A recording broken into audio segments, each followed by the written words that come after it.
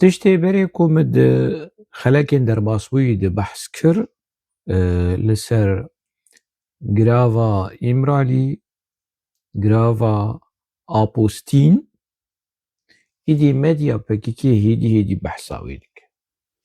Zemîn amade dike, raya giştî amade dike. Ji xwe mesele zelal e, yanî mesele êdî eşkere bûyî, teqiyayî û çiriyayî û diriyayî û apûçî nema dikarin pelçîn bikin, pîne bikin, veşêrin. Xapû serbest e. Azadiya fîzîkî, azadiya mîzîkî, fîzîkî hemû bi dest xistiye. Di girava Îmralî de diçû û tê û peyase dike û mêvanê wî diçin û tên û medya PKK hîna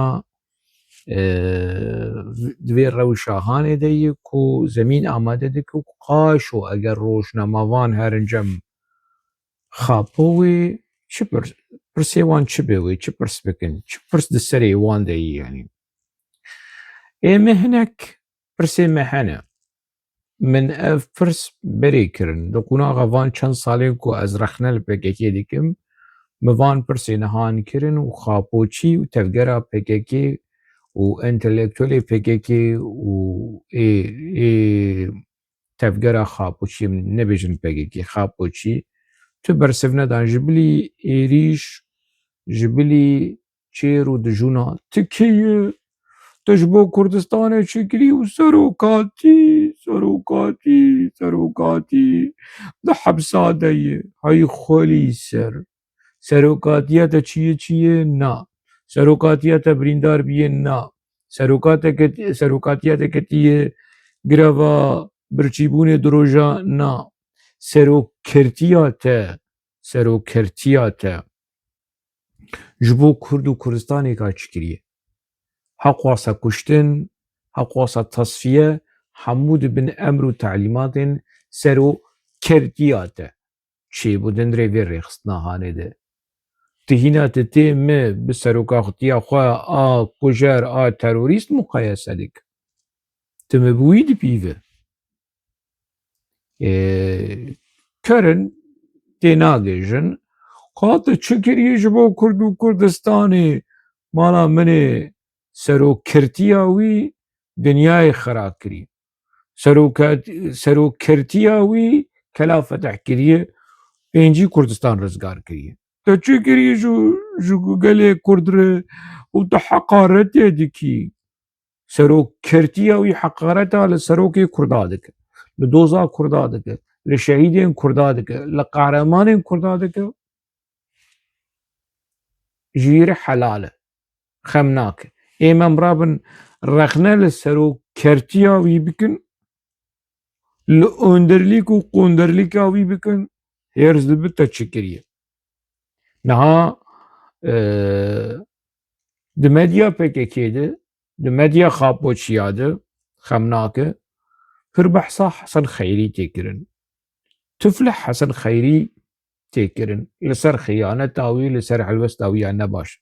Ja sola Hesen Xeyrî bi hezar kesên wekî xapûyî. Sola wî ha. Neynoka Hesen Xeyrî bi hezar kesî wekî xapûyî. Hesen Xeyrî bi hezara ji gelê Kurd neda kuştin dibin navê Kurd û Kurdistanê. Hesen Xeyrî yanî li xwe mi kur hat, xwe nas kir, xıyaneta xwe nas kir û qebûl kir û ji gelê Kurd xwest tif gora wî bikin. A Hesen Xeyrî di hundirê parlamentoya Tirkiyê davançeya xwe jî li Mustefa Kemal Atatürk kişand, dixwast wî bikuje ji ber ku xapandina Mustefa Kemal Atatürk dît. Hesen Xeyrî ku bû sembola xıyanetê, ka xapû li ber wî çi ye? Hesen Xeyrî bi hezar qatî ji xapû çêrtir, birûmettir, bi şereftir, bi keramettir e. Xapû hîna nizm e û serokatî. Baş. Ez jî wekî rojnamevanekî eger ez xapû bibînim, ez ê van pirsêhan jê bikim. Ev pirsên ku me berê kirine di gelek nivîsa de, di gelek vîdyoa de, di gelek xeleka de me ev pirskirine, çawa ku rojnamevanên yeniya Şamoyê Xapoçî wê herin pirsê xwe bikin, ev jî pirsên Hoşeng Osê ne. Eger Hoşeng Osê rûberû Xapo bibîne, wê çir jê bêje, wê çi jê pirs bike. Ev pirs in. Pirsên qunaxa zarokatiyê û ciwaniyê em ê ji wê dest pê bikin û were. Birêz devgirêz Serokê Newewî, Serokê Tewtewî Abdullah Öcalan. Dema tu zarok bû, di hinek a xeftinên xwe de te eşkere kir ku te bi kevîra li birayê xwe yê biçûk xist. û bavê te hat ji te re got ev çi yê tu çima li birayê xwe yê biçûk dixe, te çi kir? Te çû bi kevîra li bavê xwe jî xist. Di me TV de tê bîra me û hîna ew vîdyo jî heye li ser social medya, li ser YouTubeê, tu dibêje min bavê xwe rezîl kir. Tu bi zimanê xwe tu dibêje te bavê xwe rezîl kir. Te li birayê xwe yê biçûk xist û te li bavê xwe jî xist û te bavê xwe rezîl kir û te diziya bavê xwe kir. Di navê vê karê qirêjî, gemarî, bêedeb û bêterbiyet, di navê wê dike isyan. Isyana li hemberî malbatê. Ev isyan e gelo. Yan ev terbiyesiziyê, bêedebiyê, bêrûmetiyê li hemberî birayê biçûk û li hemberî bavê mezin. û bi ser jî de te diziya bavê xwe dikî ku bavê te yê rebenî, feqîrî, xizanî, nezanî ku têr nan naxwe. Baş e, ev rewşa hanê destpêka te ye. Destpêka ku tu di hundirê malbatê de ne bi kêrî birayê biçûk hat, ne bi kêrî bav hat û te diziya malê kir. Ti diz e.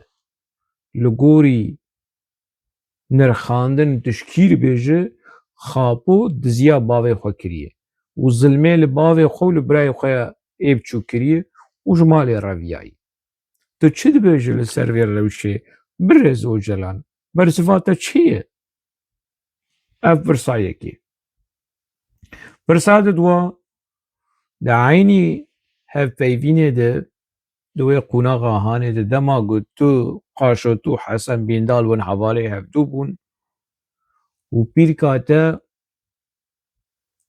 tê ji diya te re dibêje ewêj lawê te bênamûs derket, bi zarokê dijmina re tev digere. Rewşa niha tu tê de û tu bi dewleta kûr a Tirk re, bi MHP re, bi AKP re, bi dijminê gelê Kurd re tev digere. Gelo gotina pîrka te ku te gotiye, te eşkere kirî a wê çaxê li ser te pêk nayê birêz devgirêz Öcalan. Dema ez dibêm devgirêj xwe Öcalan dema dixwar yan jî diaxivî şevşeva devê wî we fiqrê wî we dilqê wî dît çawa bi ew hevpeyvîna Mihemed Elî Bîran de dema ku dibêhnije fişfişa pozî wî, fişfişa devê wî, destmala ku pozê xwe pê paqij kir, devê xwe pê paqij kir û çavê xwe pê paqij kir. We dît Serokê we yê Newewî di çi halî de bû. Dema ku ez dibêjim birêz devgirêz li wî tê, li bejn û bala wî tê. Baş e, ew em vegerin pirsê. Birêz Öcalan, nirxandina pîrka te ku lawê te ji ser te dibêje, ji diya te re dibêje, lawê te bênamûs derket. Heya çi dereceyê rast e?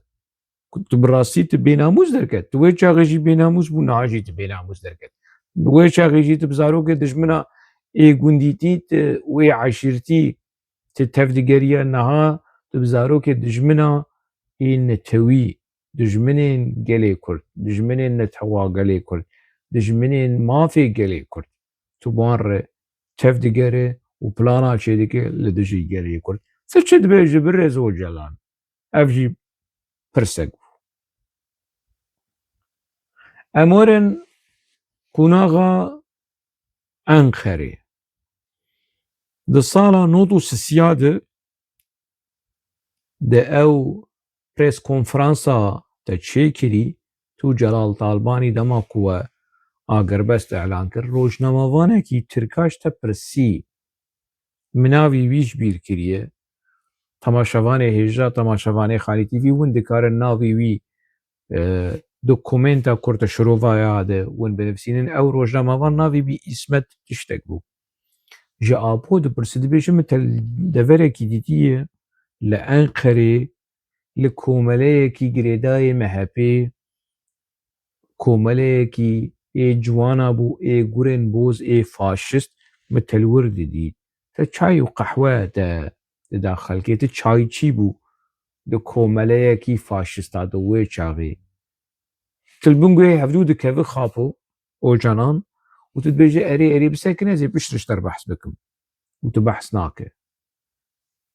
Di 2026 de di civîna te bi şandeya parlamentoya Tirkî nûka tu behsa wê bûyera hanê dike piştî heqwasa sal derbas bû û tu behsa têkiliyên xwe yê dîrokî bi MHP re û komeleya gurên boz komeleya MHPçiya komeleya Dewlet Bahçelî û Alparslan Türkeş a MHP a faşîst nûka tu behsa vê mesela hanê dike te çima veşart têkiliya xwe bi MHP re te çima veşart te behsa têkiliya xwe mîtê kiriye te behsa pîlot kiriye behsa Kesîre Yildirim kiriye te behsa gelek tişta kiriye lê ev têkiliya bi MHP re danûstendina bi MHP re te behsa wê nekir ji ber ku piştî wê tu bi berê xwe da rêxistinên çepgir êlê unîversîtê.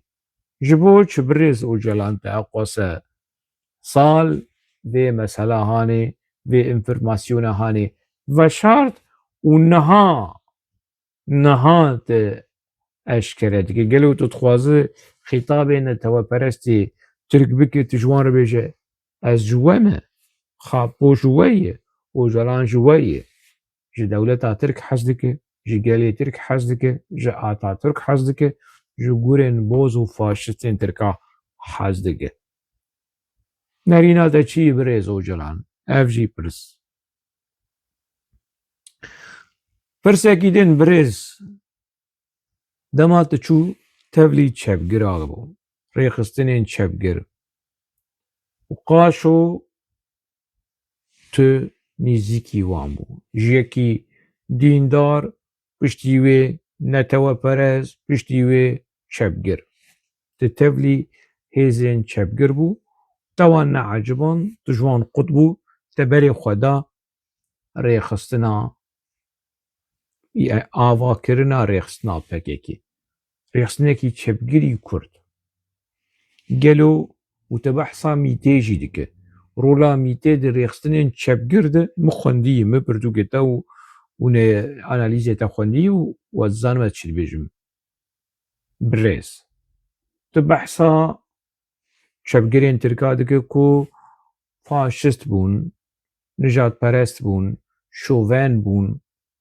çepgir û sosyalîstên Tirka tu ji wan qut dibe bi rêxistina xwe a taybet çê dike Kesîre Yildirim dibe evên grûpa Enqerê a unîversîtê dibin hevalên te wê çaxê û vê çaxê niha tu rê ji van çepgirên genî tive dike û van çepgirên ku mere nas dike yanî dîn û îmanê wan ji Kurda diçe wekî Yalçın Küçük wekî Doğu Perinçek wekî Mehrî Belî wekî Sezai Temelî wekî Sirrî Süreyya Önder wan çepgirên genî ê ku eleqeya wan bi dewleta Tirk dewleta Kûr heye qûnaxa destpêkê qûnaxa niha tu ji wan qut bû niha te dîsa vedgere nava van çepgirên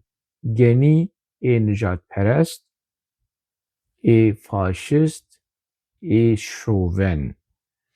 Ti vê rewşê bi çi rengî dinirxîne? Ev ne nakokî ye birêz û celal.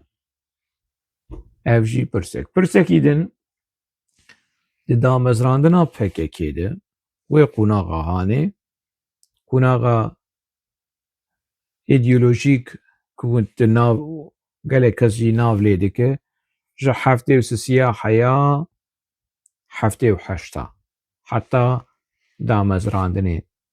Berî wê hin bûyer diqewimin, bûyera Heqî Qerer. Birayê Heqî Qerer, Baqî Qerer û bi gelek analîzên bi belge te tawanbar dike bi tasfiyekirina birayê xwe Heqî Qerer. Ku tu li dû tasfiyekirina Heqî Qererê dibin navên stêrka sor û stêrka şîn û nizanim çi û van çîrok mîrokê Hanê. Te gelo bi belge bi enformasyon te bersiva Heqî te bersiva Baqî Qerer da yan na? Ev jî pirsekî birêz. Ji bilî ku di qunaxa damezrandinê de bûyera berî wê, berî Kongrê Fîsê bûyera 17-18 Gulanê 1977 bûyera Heqî Qerer, kuştina Heqî Qerer, tasfiyekirina Heqî Qerer bûyerekî piştî damezrandinê çêbû. Ew jî tasfiyekirina Celal Aydin. Evî kadroyê pêş, evî kadroyê rewşenbîr bi çi heqî te emr û telîmat da Cemîl Bayîk û Şahîn Donmez ku herin Celal Aydin bikujin, tasfiye bikin. Li ser vê bûyerê tu çi dibêjî û bi belge biaxiv. Tewşomewş û dînomîno ji mir neaxiv. Ti axivî belgeyê xwe eşkere bik. Belgeyê xwe hazir bik. Birêz ocalan. Baş e. Ev pir jî çû. Pirsekî din. Dinyayê de çênebîye.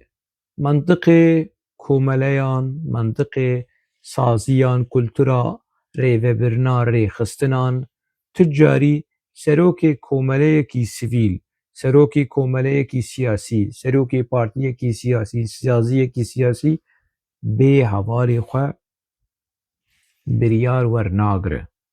û biryarên wilo dîrokî ti wekî serokê rêxistina PKK di heftê û niha de terka dewleta Tirk kir û te hatî bin xetê û te hatî Sûriyeyê bê ku hayê komîta navendiya PKK ji te hebe.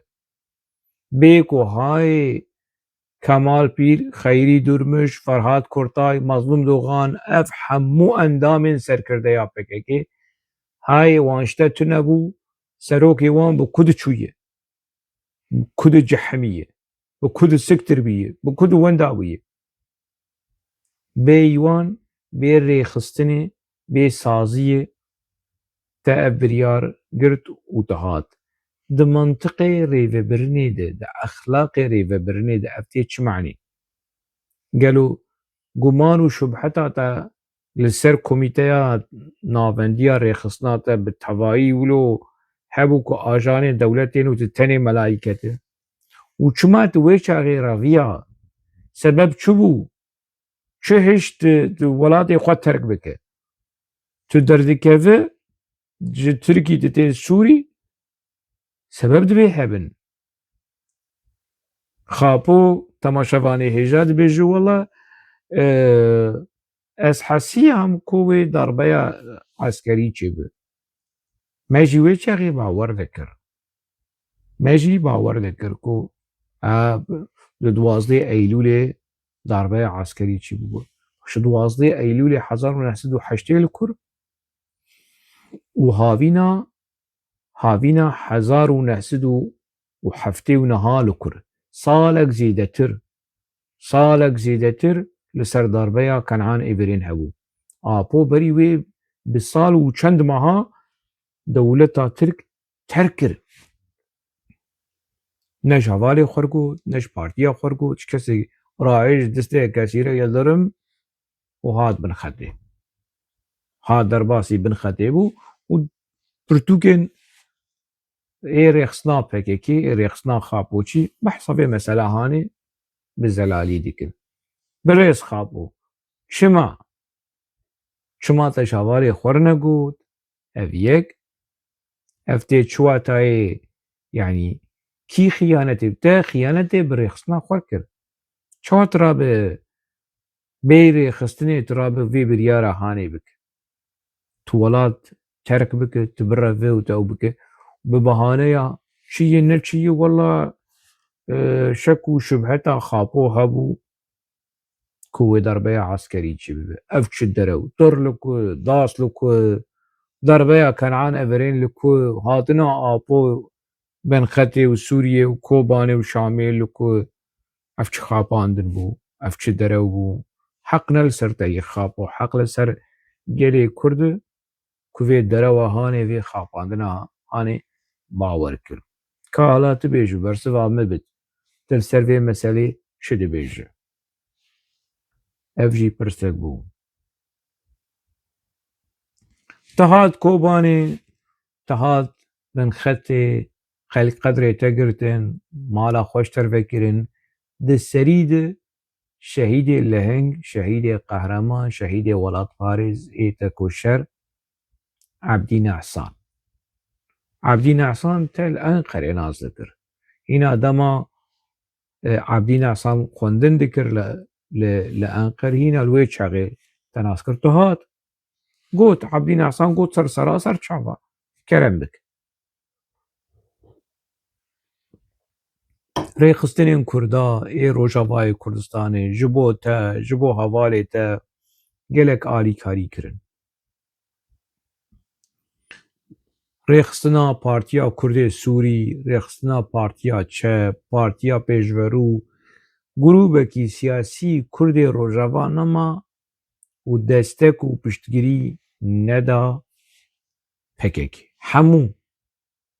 Hemû tevgera siyasî a gelê Kurd li Rojavayê Kurdistanê piştgirî dan ne tenê PKK, piştgirî dan Kemal Borkay, Pedekeya Bakur, tevgera Kok, têkoşîn çi grûpên siyasî ê ku piştî înqîlaba Kenanêveran hatin bin xetê hemû cihê rêz û alîkarî û piştevanî bûn ji aliyê gelên Rojavayê Kurdistanê. Kesekî ji wan xedrê bi gelê Kurd nekir. Ne Kemal Borkay, ne Brahîm Güçlü. Xapo tenê xedrê kir. Mala ku xapo tê di bûmê wan mala Abdî Nehsan hat kuştin. û bêşerefekî bênamûsekî wekî Salih Muslim ku layê Kobaniyê heta niha behsa vê mesela hanê nak. Behsa cinayeta Abdî Nehsan nak. Ev jî pirsekî birêz xapû.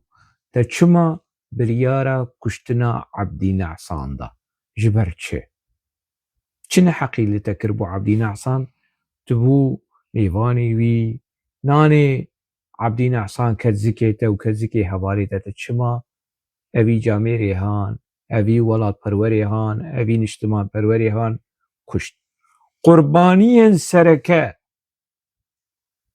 di Rojavayê Kurdistanê ê Partiya PKK Kobanî bû. û heta niha koleyên sereke ê vê rêxistina hanê ew jî dîsa ji Kobanê ne.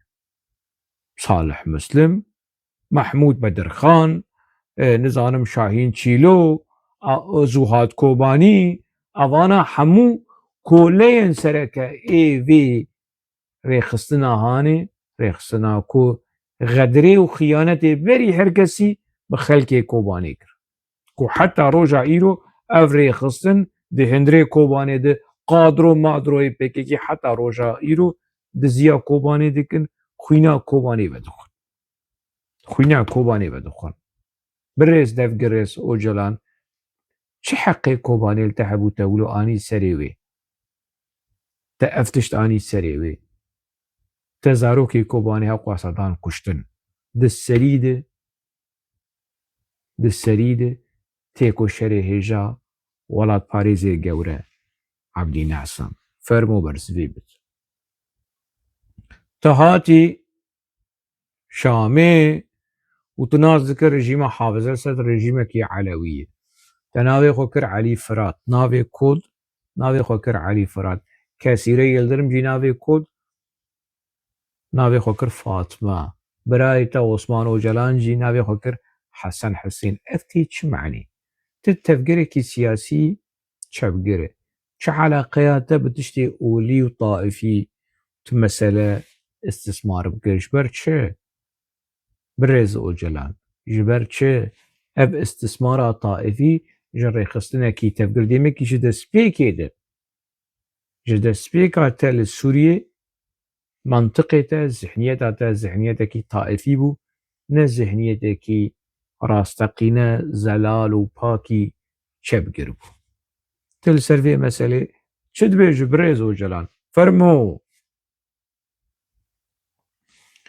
birayê te endamê serkirdeya PKK Osman Öcalan Ferhat te pir cara piştî ku Osman Öcalan qut bû ji PKK te pir cara di daxuyaniyê xwe ê ku ji Êmiralî derdiketin te navê wî dikir ketî wî ez wî nakim şivanê pez û ez wî nakim û te wî pîs kir te wî gelekî pîs dikir ev birayê te Ferhat Öcalan Osman Öcalan te wî pîs dikir ti carî Osman Öcalan gotinekî li dervayê rê di heqê te de negotî niha Osman Öcalan ew jî yekî pîs bû ew jî nekêmî te bû nebixwasî te pîs bû lê ew jî pîs bû Osman Öcalan lê min nedîtiye di heqê apû de gotinekî li dervayê rê gotiye te birayê xwe hewqasa pîs kir îşê me nejêye hûn birayê hevdûn hûn kî pîs dike hûn te li birayê xwe yê biçûçik xistî te li Mihemed Öcalan xistî û te li bavê xwe xistî û te diziya bavê xwe kiriye tê Osman Öcalan bi tenê bî Osman Öcalan di daxuyaniyekî xwe de dibêje serê sedî not bûyerên tasfiyekirinê di hundirê PKK de apû ne berpirsiyar e serê sedî 10 apû berpirsiyar e û dîrekt berpirsiyariya wî ya dîrekt ez pirs dikim pirsa me ev e em ê qebûl bikin axaftina Osman Öcalan ku rast ez wekî çavdêrekî siyasî rojnamevanekî nivîskarekî ez qebûl bikim ku ev mesele rast tenê para te serê sedî 10 ji van kesên ku di nav PKK de han kuştin hijmara serê sedî 10 çi qeyse ye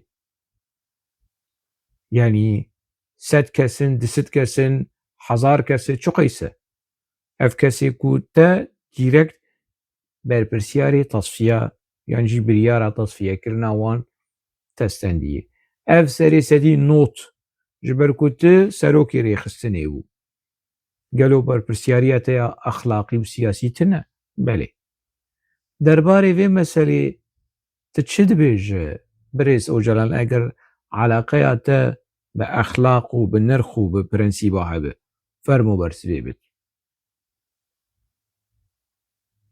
pirsekî din di vê dîroka ku dîroka reş dîroka bi qirêj dîroka xapandinê berxwedan tê de hebû lê berxwedan ne para xapo bû berxwedan para Mazlûm Dogan bû Xeyrî Dürmüş bû Ferhat Kurtay Eşref Anik Mehmûd Zengîn zindaniyên di hundirê zindana dewleta Tirk de û şervanên li serê Çiyê berxwedan avan kesa bû te eleqeya xapo bi berxwedanê tune çi îşê apû bi berxwedanê tune ye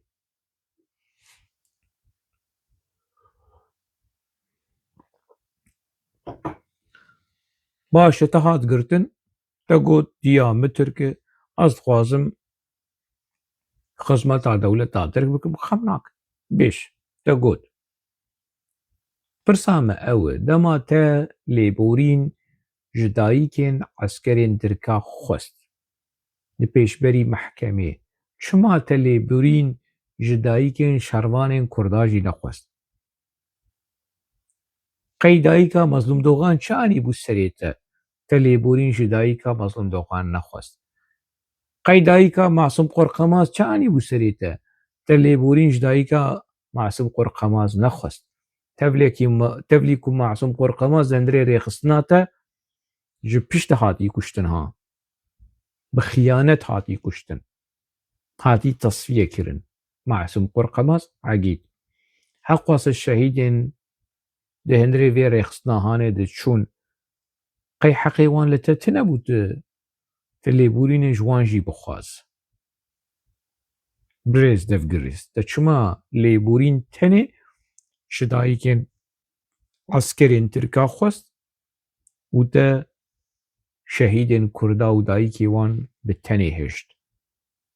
Ka bersiv bit.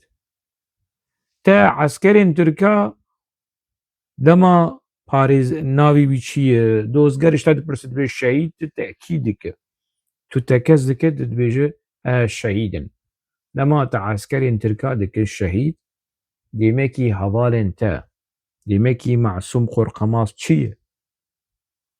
Demekî İbrahîm Bilgîn çi ye? Demekî Mehmed Qeresungur çi ye? Demekî bi hezaran şehîdên vê rêxistina hanê demekî vana çi ne? Demekî ne şehîdin çê nabe her du şehîd bin. Esker jî şehîd û gerîla jî şehîd çê nabe. Yek ji wan şehîd. Yek ji wan xwedî heq e, yek ji wan neheq e. Eger eskerên dewleta Tirk şehîd bin li gorî te, wekî te li pêşiya mehkemê, li pêşiya dozger, li pêşiya raya giştî, li pêşiya malbatên eskerên Tirka û malbatên şehîdên Kurda ê ku li te temaşa dikirin.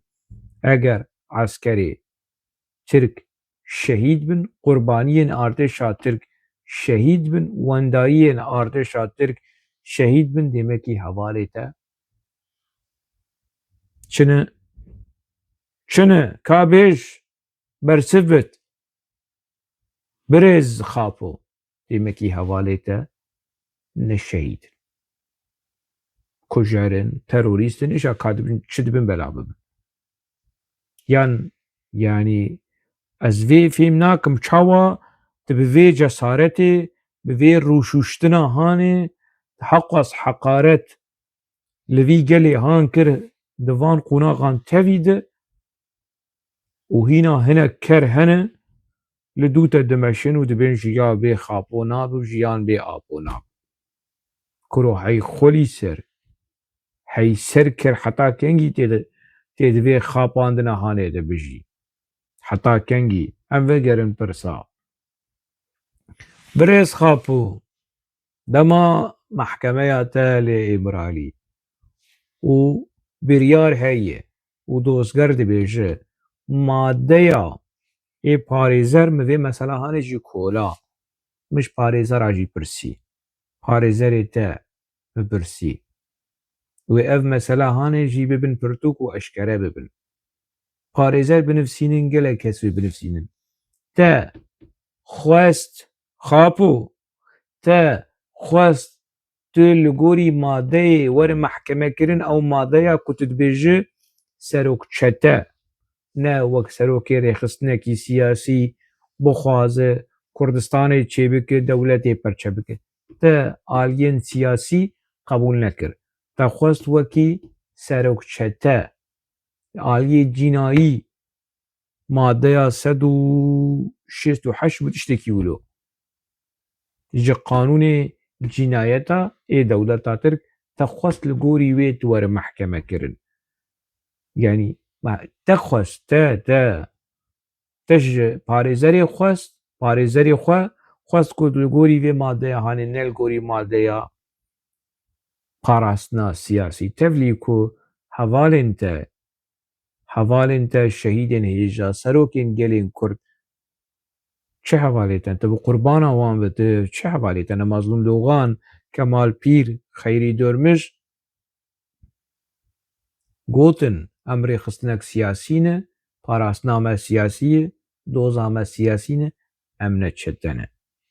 Te çima xwest, pirsa me ev e, te çima xwest di mehkemê de wekî serok çete were mehkeme kirin li gorî maddeya ku me behs kirî û te nexwest wekî serokê rêxistinekî siyasî azadî xwaz, rizgarî xwaz were mehkeme kirin.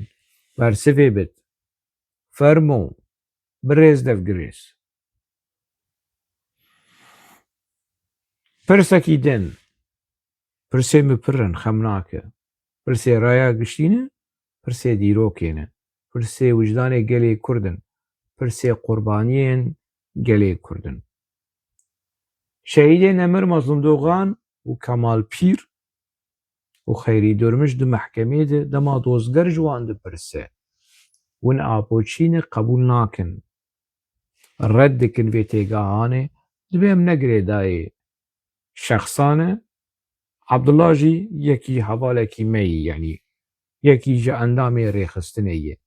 Bi vê teqdîsa hanê, vê pûtperestiya hanê, vê pîroziya hanê li te nanêrin. Normal li te nerin wekî hevalekî. Qebûl nakin ku li pêşiya dozger tawîz bidin, tenazul bikin, dibêjin em rêxistinekî siyasî ne, navê me Partiya Karkerê Kurdistanê, em ne apoçîn.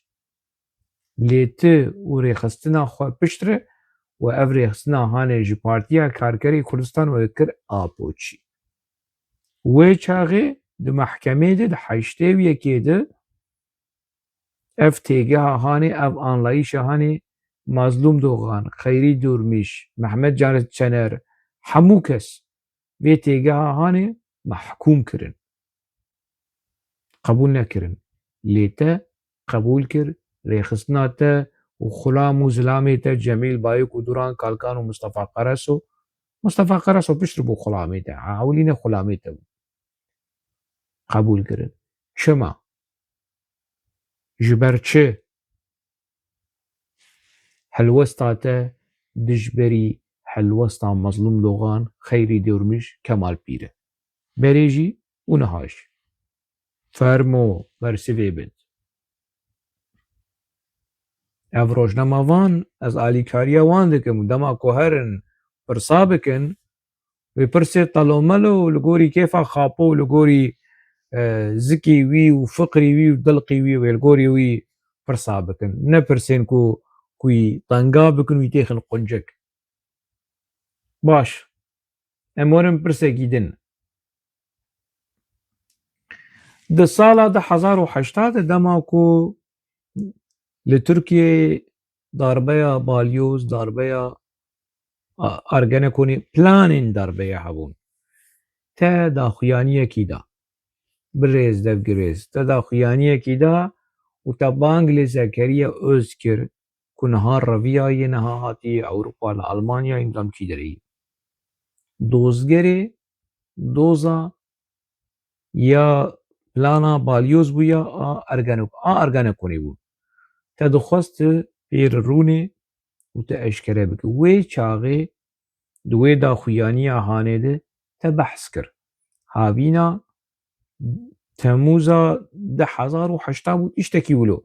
Ya Temûz ya Augustus ya tebaxa 2008.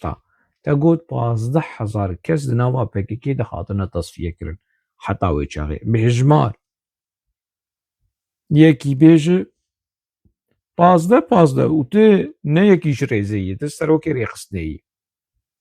Tu nas dikî çi qeysê kes hatine kuştin, tu serokê rêxistinê yî. Tu ne Muzaffer Ayata yî, tu ne Mustefa Qereso yî, tevlî ku vana jî kesayetiyên girîng in. Tu ne Aldar Xelîl e, tu ne Şahîn Çêlo yî, tu Abdullah Öcalan e. Tu dibêjî 15,000 kes ji damezrandinê qunaxa damezrandinê û heta 10,008 di hundirên PKK de 15,000 kes hatine tasfiyekirin. Bi qasî 3 Helepçe di hundirê rêxistina tenê di hundirê rêxistina PKK de hatine tasfiyekirin. Berî çendakî yekî îş mir digot ka belgeyê te çûnî. Birê me ez nesûcî min e bi Tirkî jî heye, bi Erebî jî heye, bi Kurdî jî heye. Ev daxuyaniya Xapû meşhûr e yenî. Ji ez pirs dikim van kesên ku di hundirê PKK de ji 10,000 yani heya 10,008 û 8 sal tu di hundirê hebsê de. 8 sal yani tu sala not û niha 10,000 ketî hebsê ev 15,000 gelo heta 10,008 em dikarin bihesêbin ya berî girtina te tenê heta salên not û neh 10,000 em çawa li vê mesela hanê binerin. Biçekî ji ber şirove bik ev 15,000 kesên ku di hundirê PKK hatin tasfiyekirin çawa hatin tasfiyekirin. Para te tê çi bû? Ma ev û tu li kur bû? Te çi dikir? Berpirsyariya te ya exlaqî, berpirsyariya te ya siyasî çi ye? Te lêborîn xwest ji gelê Kurd yan na? Derbarê van cinayetên van tasfiyeyê bi qasî 3 Helepçe di hundirê rêxistina te de çêbû? Te lêborîn xwest? Tu tenê amadeyî ji dayîkên eskerên Tirkan lêborînê bixwazî lê ji bo Kurda ne lêborîn. Êrîş û pîskirin û biçûkkirin û teslîmgirtin. Tu çi dibêjî? Birêz fermo bersivê bit. Ez nas dikim temaşevanê hêja ev vîdeo wê Xapû bibîne ji ber ku temaşe dike. Me berê jî digot berî çend meha me digot. Me digot Xapû li Xanî TV jî temaşe dike û xem nake em dikarin wî bikin mêvanê Xanî TV jî lê pirsên me pirsên Xanî TV wê pirsên bi vî rengî bin. Wê ne pirsên Medenî Ferho, Amed Dicle, Quzê Kerê û Rêxa Dehşê û Medya Çêkerê PKK bin. Wê ne pirsê wan bin. Pirsê me pirsê zilama, pirsên ciddî, pirsê wijdanê gelê Kurd, pirsê dîroka gelê Kurd, pirsê qurbaniyên gelê Kurd, pirsê şehîd û birîndarên gelê Kurd bin. Ne pirsên wilo ji normal norval û serokê birêz û serokê devgirêz. Ne wilo ye. Baş e pirsekî din. Te pêve girêdayî bi pirsa 15,000 kes ku di hundirê PKK de hatine tasfiyekirin te gelek cara behsa Ergenekon di hundirê PKK de, dewleta Kûr a Tirk di hundirê PKK de û Cîtem di hundirê PKK de û Gladio te gelek behsa tiştên wilo dikir. Heta niha Ergenekon û Gladio di hundirê PKK de heye naya te wan xelas kir, te wan paqij kir. Ev jî pirsek bû. Pêve girêdayî carekî din te pir rexne yani te behsa van tiştê dikir, te behsa Ergenekon dikir û Gladio te kî dikir Ergenekon û Gladio birêz Ocalan? Şemdîn Sakik. Şemdîn Sakik dema di hundirê rêxistinê de bû te ti carî wî nedikir Gladio û Ergenekon. Selîm Şerûkeya dema di hundirê rêxistinê de bû te wî nedikir Gladio. Lê piştî ku dev ji rêxistinê berda nûka bûn Ergenekon û bûn Gladio û te êrîş hemû sûc û cinayetên di hundirê rêxistinê de çêbû te kir berpirsyarê wan û te xwe jê şişt. Gelo heya çi derece ev mesele, ev mantiq, ev üslûb rast e. Yani mû xwendî ye, mi tiştê te xwendî ye birêz, te jî tiştê min xwendî ye. Birêz Ocalan, di 2009 de meqaleyekî me di Rojnameya Radîkal de derket, parêzerê te me hevdû dîtin û ev meqale ji Terbirin Êmiralî û te pesnê vê meqaleya hanê de. Meqala min yî ku di Radîkal gazetesê derketibû. Wê çaxê ez li Tirkiye bûme ji Sûriyê re vîya bûm ji ber ku ez jî xapoçî bûm mixabin. Lanet li wê rojê bû ku em bûn xapocî û em te hatin xapandin. Min meqale nivisand û meqale hat tişter û te pesnê meqaleya min jî da tu min nas dike, tu malbata min nas dike, tu kalkê min nas dike, tu mala me wekî malbat nas dike. Em hevdû baş hevdû nas dikin. Baş e te pir behsa Selîm Çîrokya û têkiliyên jina dikir. Almanya wî diparêze û dewleta Alman û Giladiya û NATO jina ji Selîm Çîrokya re dibin. û feqîrê Xwedê ji ber te û ji ber rêxistina te 10 sal veşartî ma. 10 sal. 10 sal veşartî ma heta yanî ez çi bêjim û tu li Şamê jin li dordora te qut nebûnin. Birêz Ocalan yanî birêz ne birêz çi birêz.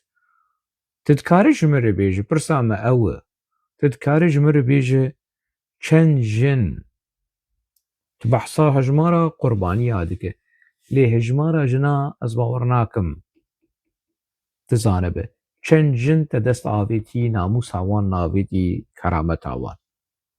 Li Şamê, li Sûriyê, li Rojava, li Helebê, li Libnanê, li Ladiqiyê. Tu dikarî vî bêjî fermo ji ber hejmarekî wilo normal bêje. Fedînek mesele eşkere bîye. Birêz apostîn fedî nemayê fedînek bêj jin jî behezkirin û di demê pêş de wê bibin pirtûk û eşkere bibin. Wê eşkere bibin çîrokê te. Tu dikarî ji ber hejmarekî wilo 100 jin, 200 jin, 1000 jin çi qeys jin te dest avêtiye namûsa wan. Fermo em herin ji kî bipirsin yanî rojkî ji roja bê yanî birêz Şemsê Qilic bîranînê xwe binivîsîne yan jî birêz ew Ayfer Kaya a ku bi te re bû yan gelek keçên ku ez wan nas dikim yan jinên ku ez wan nas dikim ku bi vê meselehanê haydarin û dizanin. Bêj fedînek ji xwe re bike qehremanî ji xwe re bike cesaret ku te heq xwase dest avê jinên Kurda û gelê Kurd heta roja îro wekî keriyê pez li dû te dimeşe. Jiyan bê serok nabe, jiyan bê xapo nabe, jiyan bê ocelan nabe. Fermo bêj ev jî çû. Pirzekî din têkiliya te li gorî qenaetê me ti carî bi dewleta Kûr qut nebûye. Ji qunaxa ku te endamê komeleyên gurên boz li Enqereyê bû 1969 heta roja îro. Têkiliya te bi dewleta Kûr qut nebûye. Bi dewleta Tirk qut nebûye. Xweziya ji mala Xwedê re kesîrê Yildirim derkeve û biaxive û behsa çîrokê te bike. Xweziya ji mala Xwedê re naxive. Baş e mînakên têkiliya te bi dewleta Tirk re xurt e. Ya ez hinek mînak bêjim yanî di salên heşteyî de Doğu Perîçek çû dihat cem te. Ew çû karta wî şewitî Yalçın Küçük hat derket. Yalçın Küçük çû û hat karta wî jî şewitî Surî Süreyya Under Surî Süreyya Under ew jî bi Viagrayê geber bû ew jî çû niha kî di dewrê de ye? Kî cihê ev rêzahanê yanî kesên ku kontaktê bi te dikin niha kî ne? Evan kesê ku me behs kiriye ê piştî Surî Süreyya Under rol û berpirsyariya Doğu Perîçek, Yalçın Küçük, Surî Süreyya Under stendiyê ê niha kî ye? Fermo vê jî bêj. Bi vê pirsa hanê kir niha pirsî heye yanî bi behsa hejmara jinên ku bûn qurbaniyên te jinên ku te dest avêt namûsa wan û kerameta wan li Sûriyê, li Rojava, li Libnanê çi qeys hebûn ez وام ما بحث كري من الفرجيني بالساندية از ديسا دوبارتكم جبركم مسألة جالكي جرينجي دما تهاتي أوروبا مجاش قناغا أوروبا خابو ها خابو تبيرامه الروما بوت بمديا تي في رداخي تدقو أمجي أنقرة ام هاتن روج کردستانی ام بوم پارتی جو کردستانی ام هاتن روجلاتا ناوین ام بو ارتش و جو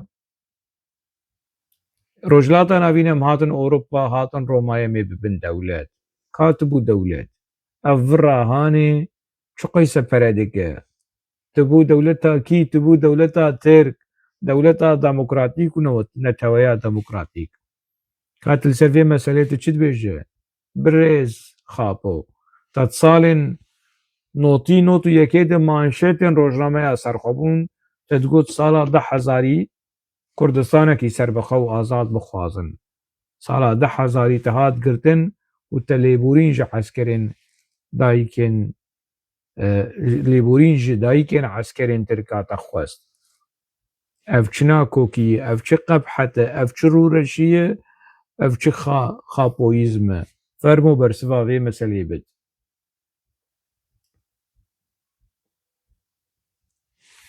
از ویجی بیجم بلکی جارا یکمین از بیجم و خمنا که ایمه جوان کسی که از ولو فدید پرساده تنهی یعنی هنک اندامین ریخسنا پککی کدوش پککی بردانه تا و شوفیری تا حمزه برای حسن بیندال حمزه کنه هال آلمانیایی و حمزه روشاوی ناسکریه و جه عسکریه جهاد بردان جه سدمین جنسی بو گریدای روشاوی ده هندری حبسه جیده ولو مارجینال کری بو جبر روشاویه ده هندری روشاوی و هات شامي بو شوفيريته حوالي بريته براي حواليته براي حسن بن دال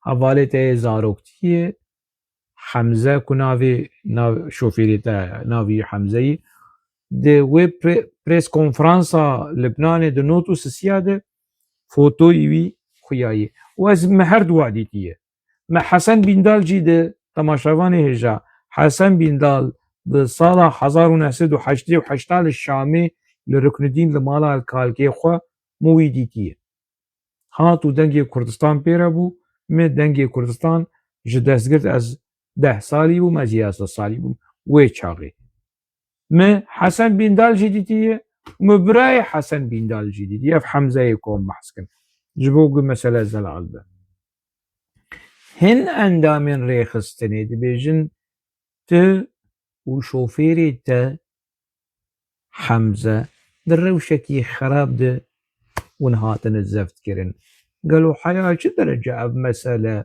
راست برز يعني مناسكر تشيروكي توجنا بس تشيروكي تي ميرا او بشكي هنا شبهات شكو قمان للسر هي تل سر مسألة شد بيجن نرينا تيا ايكولوجي و سوسيولوجي و بسيكولوجي و خابولوجي لسر مسألة هذه تشي برز فرمو باخف هنا كاس ولو عاجز دبن دما قوز قرفو حنك ازكم حق كري ازوان بفي شوازي قرفو حنك والرخنين كتجا تناز از دحقي خابو دبكم نها برسيم بر داوي لي ناين لازي حاول بدم افرسا داويب تماشاواني هجا خابو سروكي لغوري دولتها ترك لغوري مديا دولتها ترك لغوري دادگه كرناوي دارزاندناوي سروكي ريخسنا تروري اللي دولتها ترك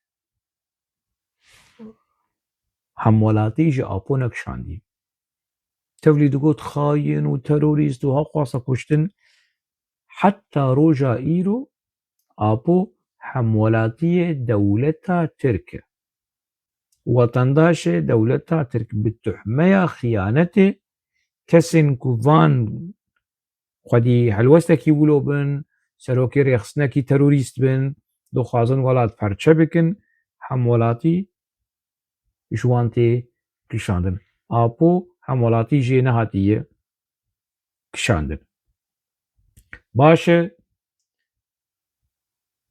جبو چه حتى نها دولتا ترك ما في ينجي جنسية ينجي همولاتي ينجي وطن داشي يا باسبورت ناسنامه كمليكا ترك دولتا ترك كمليكا خو جابو نكشاندي افجي ترسك فرمو خابو برسبابي مثلا هاني بد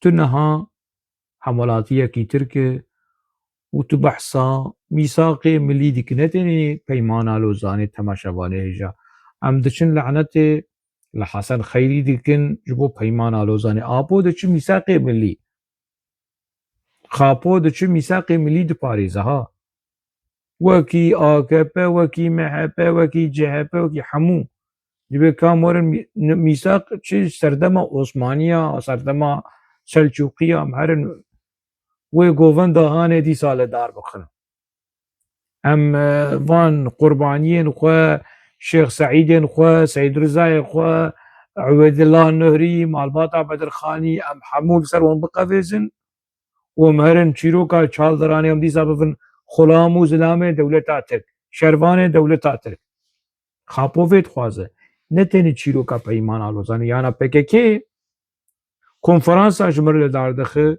وبان نفيسكار وروشنبير زردش حاجو دكه لقاشو لدجي كونفرانس لدجي بيمان على زانينه كروحي خولي سرنو رمزي قرطال زبير ايدار كنكه وتنكه ونشل دجي بيمانا لوزانينه افدر وهانج بوچه سروكي وين وي ميثاق ملي تركاد باريز دخوازه ميثاق ملي فيك بينه وجاون دچن لعنته لحسن خيري دكن حزار لعنته الخابو بكن خابو هناش حسن خيري زو پنجره دا ويجه حسن خيري چي لبر خابو باشه برز خابو نهات وطنداش دولت تركي همولاتية دولت تركي قالوا بخير وسلامت يا ربي يا ربي مها رمضان ايرو بريسبه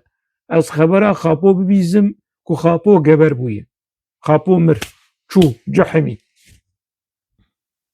تدوسيتا خود برز دفگرز تنفساندي تيب آلا چه تابوداتا ور پیچان آلا دولتا ترك آلا كجكي آلا پگكي آلا هپگي آلا چه تدخوازه لبردليتا شيرينه تدخوازه تابوداتا ور پیچان از نهاج ورد بيجم ولسر ما قيد بكن دولتا ترك مهبه وجهبه وآكبه اگر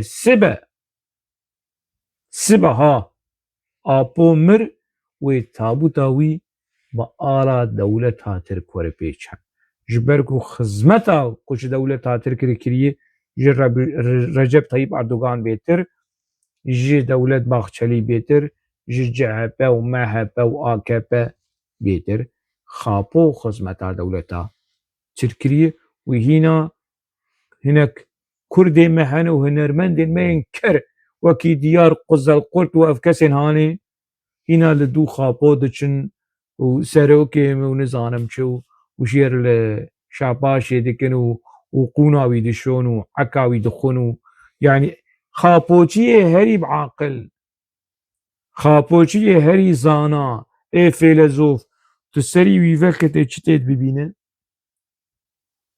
تماشاواني هيجا تماشاگري هيجا تسري آبوشي هري بعاقلي زانياري فيلسوف تسري ويفك تشي ببينه تي صولا خابو ببينه تي عكا خابو ببينه كو دهندري سري ويده افتشتكري يعني ما مجي هشتي ما حال هشتي بانره لو ما حتى روجا إيرو جمر تين دبرسن تكي وبيناموس وتشما حقارتي دكي ترخنا كرو ما سروكي ترخنا فيهم ديك كرو يعني أفكسن خابوشي قالوا منطق وأخلاق لجمان حية كرابن يعني بعاقل وبزانبون مناقشة بكن برسبا فان برسيحان بدن دبره خابو برسبا فان برسيحان بدن البندا برسویم اوام بپرسی خو گوت اجی اگر هات و روش کیج روژا چه بو که از ورم روبروی خاپو و وک روژناموانه کی از رابم جی پرسا بکم گلو از اولو سری خول بروی بچی مینم از تلیه خوته خمچاوی وی وزی حیفا کچو خورده کردا جوی بخوازم کچه ما ایکو ناموسا وان به دست خاپو تالان بو کچو خورته ما ایکو عمری وانچو جیانا وانچو ای هاتن کشتن ایکو هاتن بریندار کرن ایکو پیشروجا وان پاشروجا وان دهاتیا وان تشتک جوان نما از حیفا وان کزیان حموش بی بخوازم از اولو خربن و پیس بکم لپیشیا خاپو از وک روشناموانکی خاپو چه زنیزی بیم شگلو تنیه تشتکی ولو تنیه و چه نابه ناز لایقی خود بینم و ناز لایقی ود بینم